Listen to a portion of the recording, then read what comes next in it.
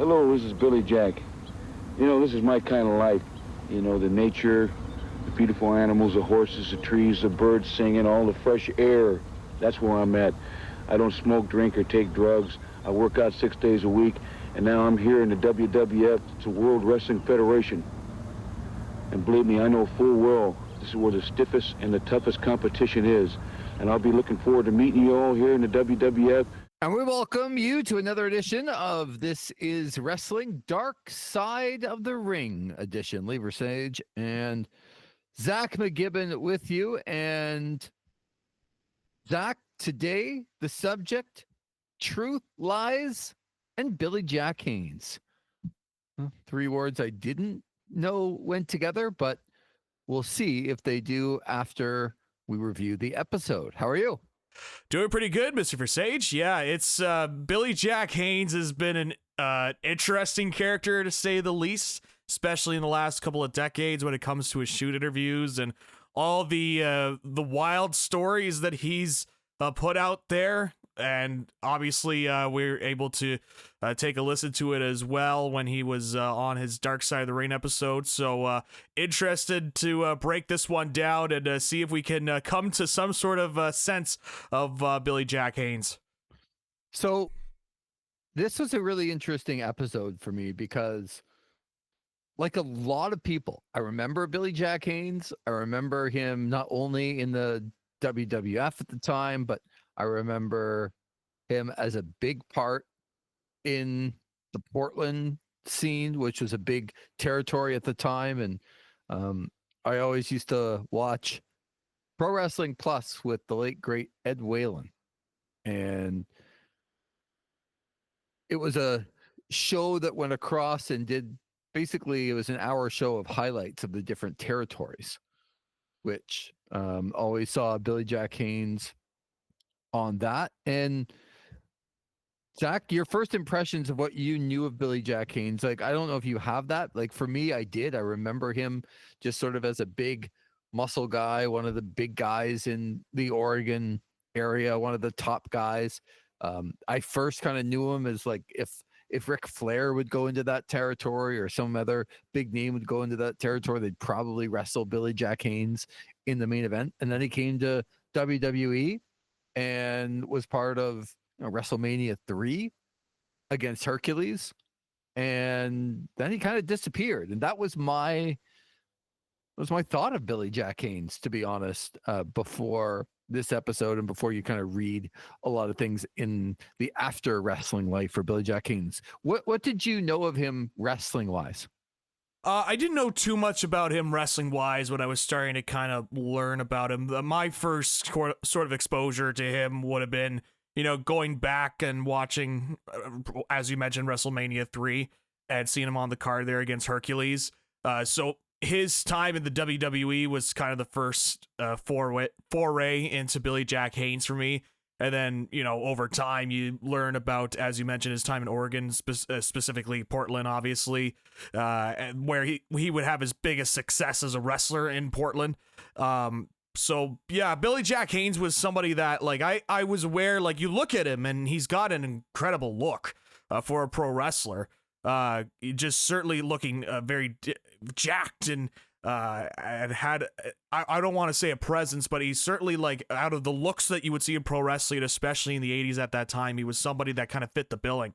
But in terms of, like, going deep into his wrestling career, I didn't really get a chance to really do, like, any sort of deep dive into Billy Jack Haynes, mainly because there isn't too much out there other than his WWE stuff that I could find. So my Billy Jack Haynes knowledge in terms of his, like, in-ring and what he was able to do, it was just sort of limited to that and just sort of those sort of peaks in Portland and the WWE.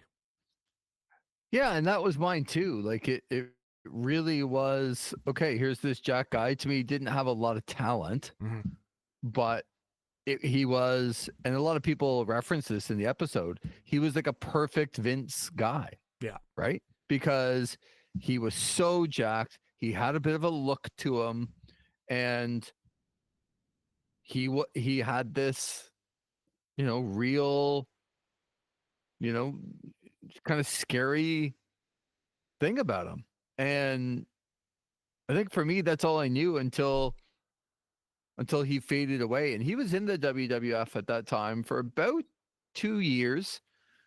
And I remember how many times, like, I was a big Macho Man Randy Savage guy back in the mid 80s when he got to the WWF. I loved him, and he feuded with Billy Jack Haynes for a while, and they would always end up in this, like, Savage would never pin Billy Jack Haynes, but there would always be some sort of schmoz at the end with nothing really happening. And then he goes into this feud with the Battle of the Full Nelsons, and he's wrestling Hercules, and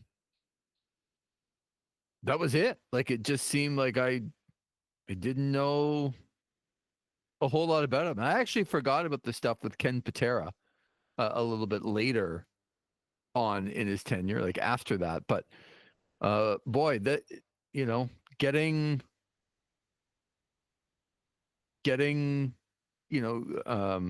not only in trouble, but reworking a match, doing his own things to protect his own image wasn't gonna fly for Vince McMahon when they went to certain places, right? So that seemed to be at least the beginning of his downfall, at least away from the WWF at the time. Yeah, for sure. It was, they start to dive into it a little bit where one of the things was he would not be there for a match and they would be wondering where he was. Why is he so late? And then, it'd be the main event or whatnot, and he'd finally pop up with his bag, showing up in the locker room, and they'd say, "Well, you're late. the show's almost done." And he's like, I can't believe it. I got caught up in this and blah blah blah. And that's when you kind of got some eyebrow raises of what's really going on here with this Billy Jack Haynes fella. So then he goes back home, and of course, he's a hero at that point. The outlandish stuff, the stuff that it went on throughout this episode, but you have to wonder, like, was it always there? Was Billy Jack Haynes one of those people even before getting into real trouble that did things because he wanted to be famous? Like, what do you think when it comes to, like, just how he acted in a lot of his time? It seemed like he wanted to be famous, and that was a really big thing for him. Yeah, I think that's a great observation there, because so many times with a lot of the stories that you kind of heard from him, he would always be at the front and center trying to explain the story, whether it be, obviously they talk about him essentially being a drug dealer. I think that one is something that is pretty much confirmed at this point, that he was somebody that would be selling drugs. I believe it was cocaine to a bunch of different people, and try to get others in on it for a time. But then it started to extrapolate from there. Then all of a sudden, they talk about in this episode as well, like the one that I've been kind of mentioning too, whenever we were hyping up, this upcoming episode, was his connection apparently to the boys on the track in the 80s, and being a part of that sort of highly publicized case many years later by saying, "Hey, I was there. I saw what happened. It was a drug deal that went wrong, and I was there helping, put the boys who had been killed at that point onto the tracks." And stuff like that going from there, because when that case has been dead for so long in terms of just no new information coming, nobody really coming forward with anything, all of a sudden you have this guy that says he was there, and the way he's chatting with the family, and the family making it seem like they at least believe him, and the media coverage that it garnered at that time, I think there's certainly something to that, where he would listen to other stories and he would hear about other significant people, whether it be locally in his area of Portland or whatnot, that it's like, oh, there was this massive drug dealer in town, or this mafia boss was here, and he would not know who that mafia boss was. Then all of a sudden, a month later or whatnot, all of a sudden he knows who this mafia boss is, and he's connected with him, and he's gotten all these deals done with him, and he's on the inside, and he knows what the real story is. And it just leads to, this ever-growing thing where all of a sudden he knows about all of these certain people, and he knows all about these certain events, all relating back to his time on the drug trade and being involved in that crime scene. It really becomes one of those deals where it really does feel like he loves the attention that it comes with. And I think you could combine that with, the bumps that he's taken over his career and the head trauma as well. It leads to a not so great combination of where it's pretty clear. And as we're recording this, it was just found that Billy Jack Haynes was unfit to stand trial in the big case, which we'll talk about in a bit. But I think it kind of all adds up, and you start to realize, this is somebody that I think really liked the attention and decided that once he heard something, he can, to take a wrestling phrase, work himself into a shoot in his head on certain stories, to the point where he's like, oh yeah, I was definitely there. He can convince himself of it. And you just hear it throughout all these stories that he tells, and you just get you just get bombarded with all these things, and then they try and say, well, some of this could be like a kernel of truth here. There's this story that's a bit of a kernel of truth, but this one just seems totally outlandish. But it just seems so overwhelming, all the different things that he just throws out there to try and get attention. Well, and that's the thing. It's how much do you want to dig for the kernel of truth that's, maybe there. Yeah. It probably is, but it's like 5%, 10%. And it really seems like he's made up the rest. And now to go back and try to figure out what's actually real and what he's made up, because there's been so many claims, right? Yeah. That from, as you said, the boys on the tracks to, there's a BG story in there. Right. Yeah. Delivering cocaine to them, and well, by the way, the Clintons were involved. Of course. Oh my God. I mean, of course they were, Right. So it was interesting, though, to me, that I understand why they did this episode, because I don't think you could do this episode without getting Billy Jack Haynes on. Mm-hmm. Because there's just so much speculation and kernels of truth, but even though I don't believe it when he talks, the fact that they had him on from jail was unlike most Dark Side of the Rings, wasn't it? I thought that was a different. I'm trying to think of when you're producing these shows and getting the ideas. When it falls into your lap that you can go and talk to Billy Jack Haynes in jail, you probably have to do it, right? Oh yeah, absolutely. And I believe that is the first time in the history of the show that they've been able to speak to somebody from jail when it comes to something going on there. Mm-hmm. And that made it, while not more believable, more interesting. Yeah. Because you're hearing it, you're hearing I'll call it the delusion. I mean, you don't know exactly what's real and what's fake, but it seems like there's a lot that's made up. Mm-hmm. But you're witnessing that firsthand. You don't have to speculate. You're actually looking into the person that you're dealing with. And there was enough Billy Jack Haynes on the show that I think we all came to the same conclusion, didn't we? Yeah, it was one of those deals that I think they pretty much laid it out in the show where, one of the things, how I really kind of got deeper into pro wrestling was through the shoot interview and people kind of talking about the business. But in classic wrestling sense, sometimes you get some people that are like, oh, well, I'm being paid for this. I got to give them their money's worth when it comes to these shoot interviews and try and get people to buy DVDs at that time. So I'm just going to say a bunch of these outlandish things so that I can A, continue to get booked, and B, continue to sell DVDs, make myself marketable. And I think there's a part of that with Billy Jack Haynes with when you have the shoot interview stuff, because they showed a lot of clips from different shoot interviews from RF Video and from Hannibal and a bunch of different areas, other shoot video producers. and it's just, clip after clip of him saying these, wacky conspiracy theory like stories, and but it also takes into the fact that he continues to get booked on a lot of these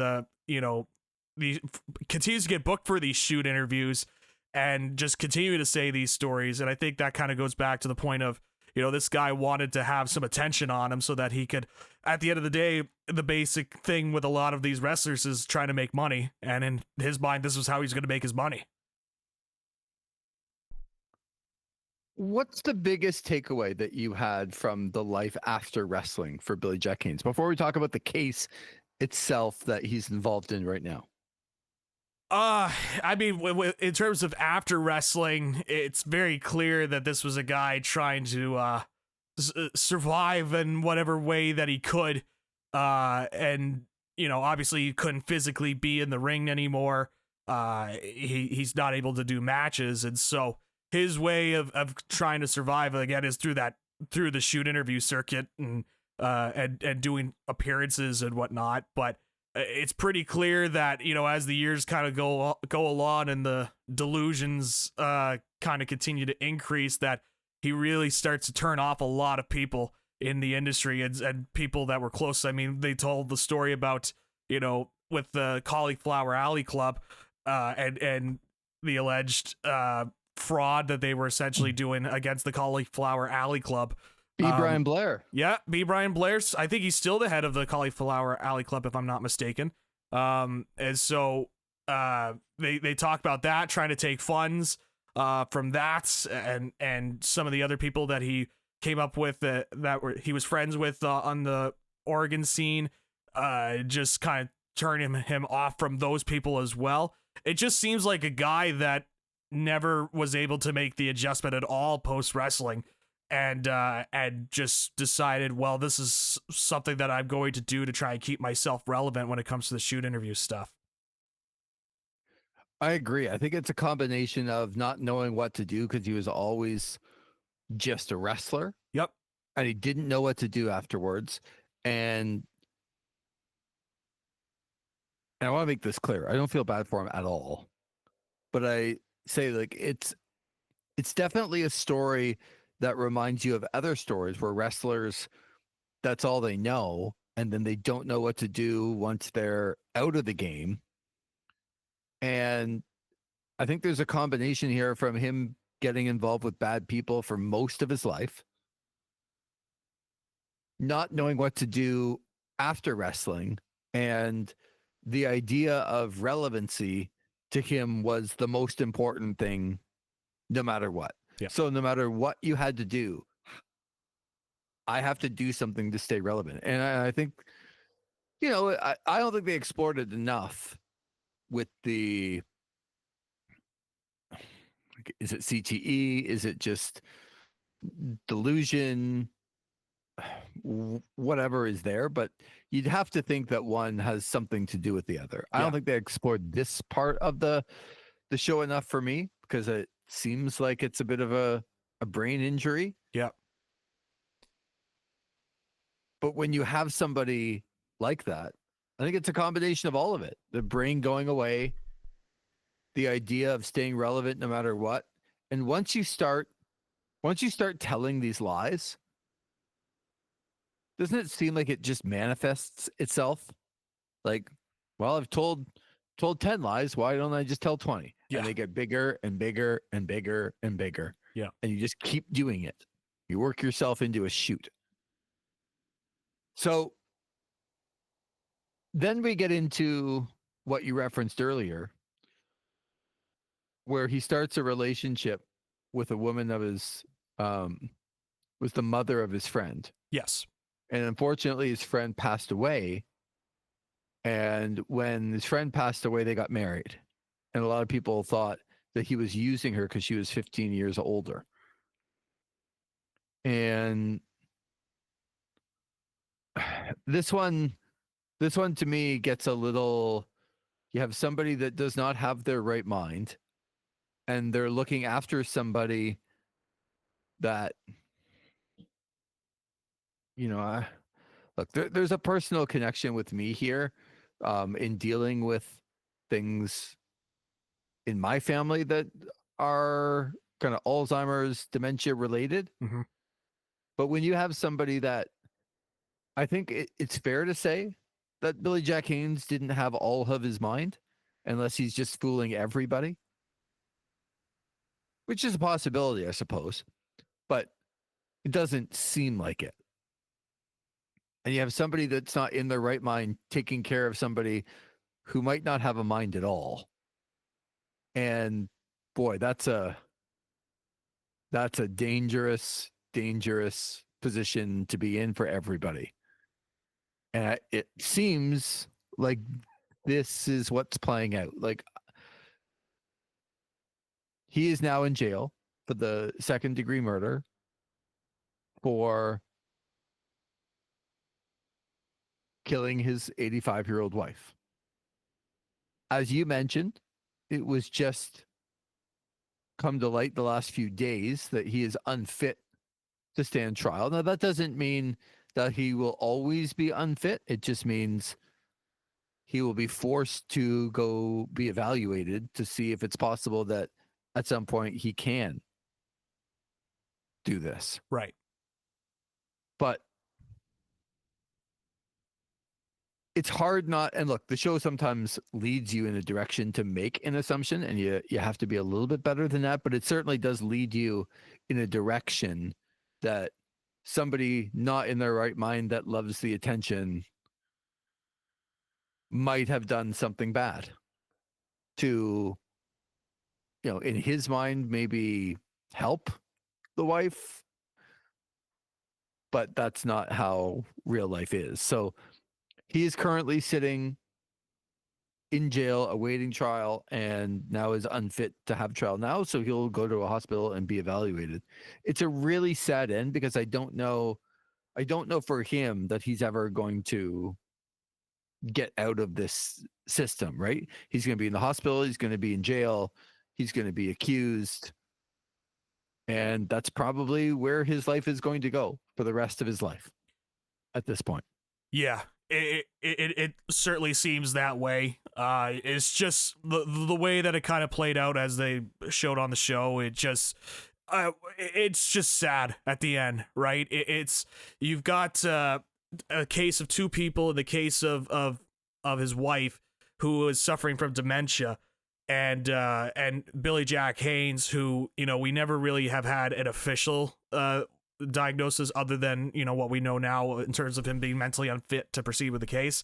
That two people that are not fully mentally sound at their stages of life, and now you have a case that's kind of playing out where, like what you mentioned, one of the I guess say stories that they are kind of relayed is that it was a mercy killing in the case of what Billy Jack Haynes done. Obviously this is all alleged and needs to be proven in court, but that's something that they had been kind of throwing out there. Obviously we'll see how it plays out, but it's one of those deals where you kind of hear from friends of his and that he still had left about how this is something that they knew that he was a guy that would be outlandish and say some crazy things, but they did not think it would get to this level in terms of his murder charge.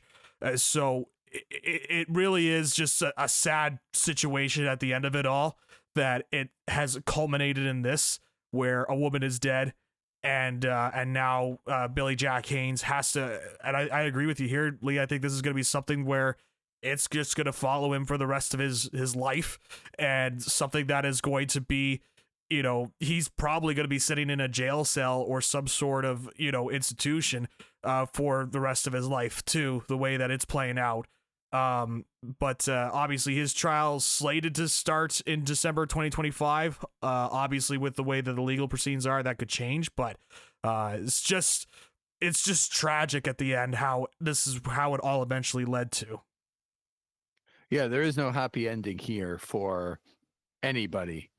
And it's a really interesting look at a life. And look, he was a pretty big wrestler for his time. I mean, he was very, very, very popular in Portland in the Oregon scene, but that faded pretty quick. And this episode was more about a life after wrestling, right? Other than, hey, he was a big star for a short time, and then this is what the rest of his life has been.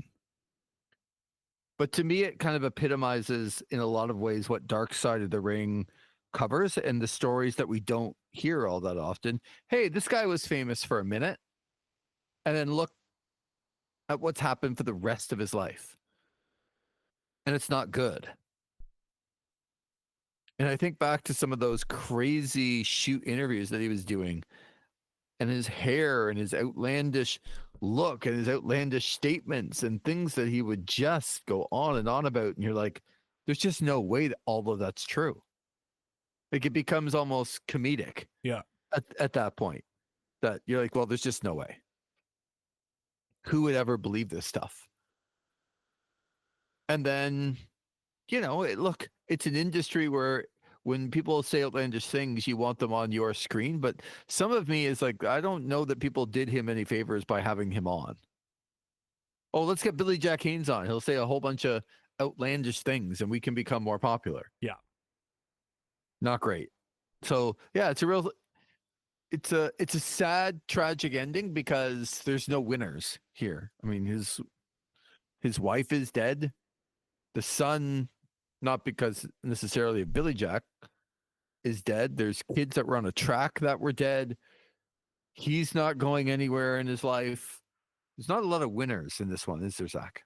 Really isn't. It's just one of those Dark Side of the Ring episodes where there really is no happy ending in the end of all of this. It's something where you just kind of analyze a guy's career, you see what happened afterwards, and you just kind of have to take it for what it is. And it's just a sad career and a sad moment in the end there when it comes to the murder of his wife. And it's just overall just a sad look at a guy's career and where it ultimately ended up. Well, that's going to do it for Truth Lies in Billy Jack Haynes. And next time on Dark Side of the Ring, timely, we'll look at the career and the Dark Side of the Ring of the Sheik, the original Sheik, who, of course, helped Sabu in a lot of what he modeled his career after. And, of course, Sabu passing away as of late. So the next one on the original Sheik. Good to talk to you, Zach, and we'll talk to you on the next episode of Dark Side of the Ring. We appreciate you listening to This Is Wrestling.